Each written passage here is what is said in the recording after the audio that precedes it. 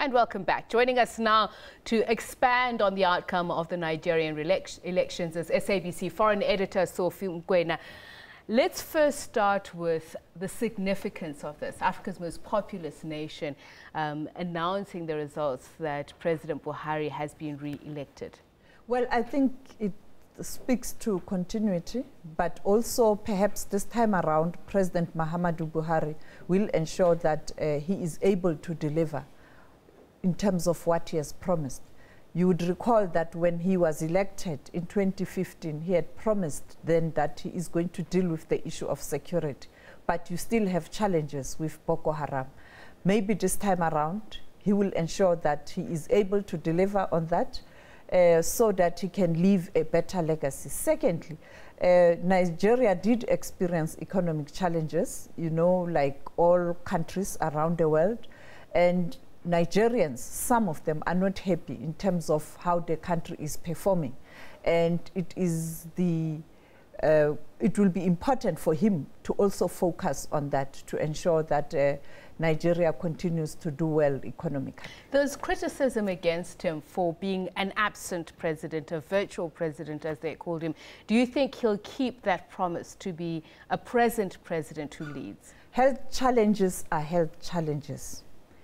If he does have challenges, I think we will continue to experience, that situation where he's often taken to, or he flies to London for treatment, for medical treatment, which doesn't really augur well for ordinary Nigerians, and particularly the citizens of this continent, because are you saying you don't have the best health facilities in your own country when you spend so much time outside Nigeria? Are you saying your own people must continue to use the same facilities, but you can't use the facilities?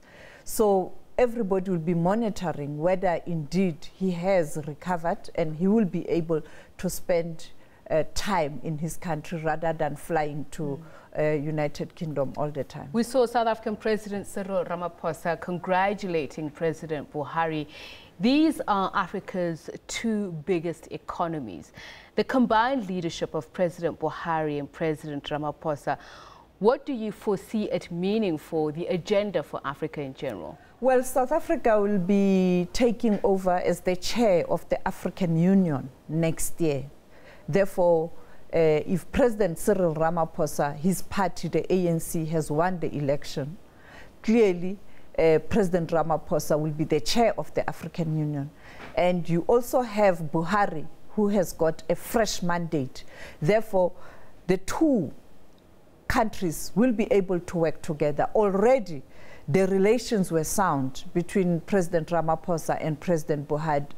Yes. You would recall that he visited Nigeria, and it looks like they were able to address some of the challenges. But at that time, you are aware that perhaps Buhari was thinking about the coming election.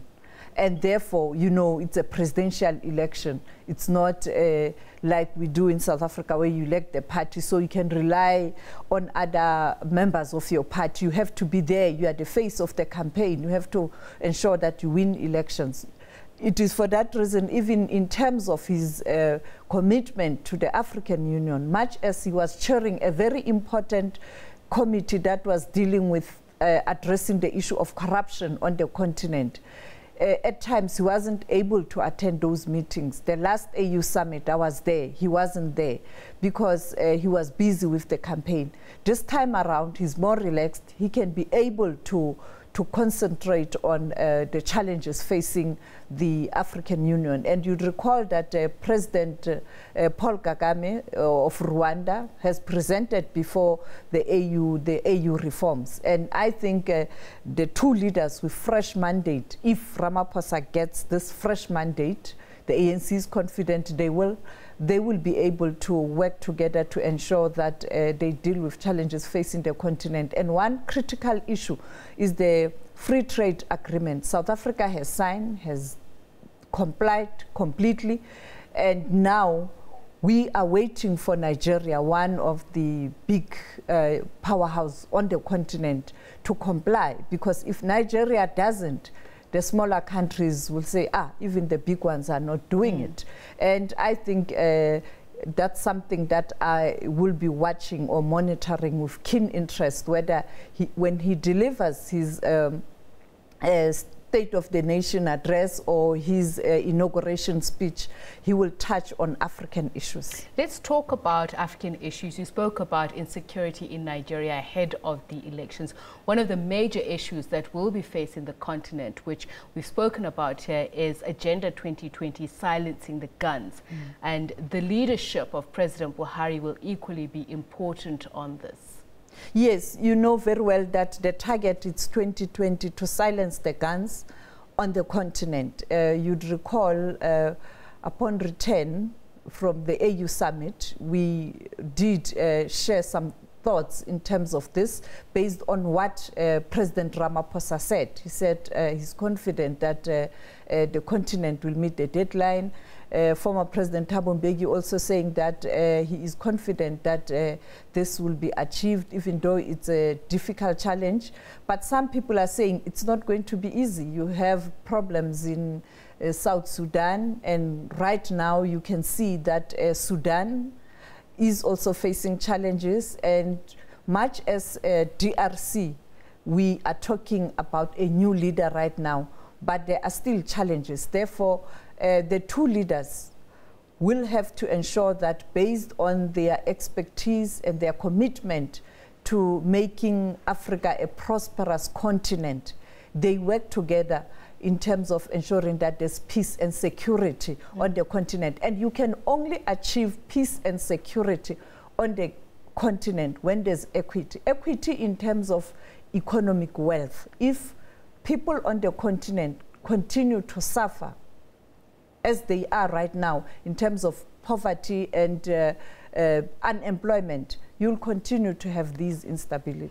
So final question, what is the SABC going to be looking at in the next week? Obviously, Nigeria, there's the outcome on how the opposition parties have accepted the results. There's also the elections in Senegal as well.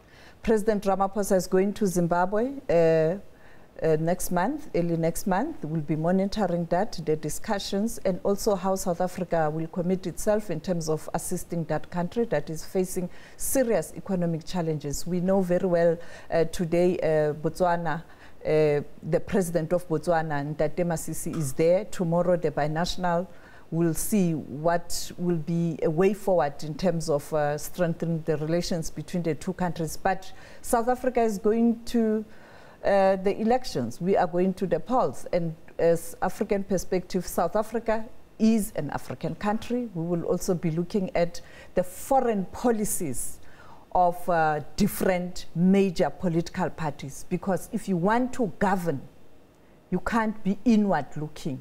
You must have a clear foreign policy, because to turn the situation around in terms of also attracting direct investment, foreign direct investment, you have to have a strong relations with different multilateral bodies, but also with different countries. So elections in South Africa, Botswana, and Malawi. Thank you very much, Sophie Mokoena, SABC foreign editor. We'll be back right after the break.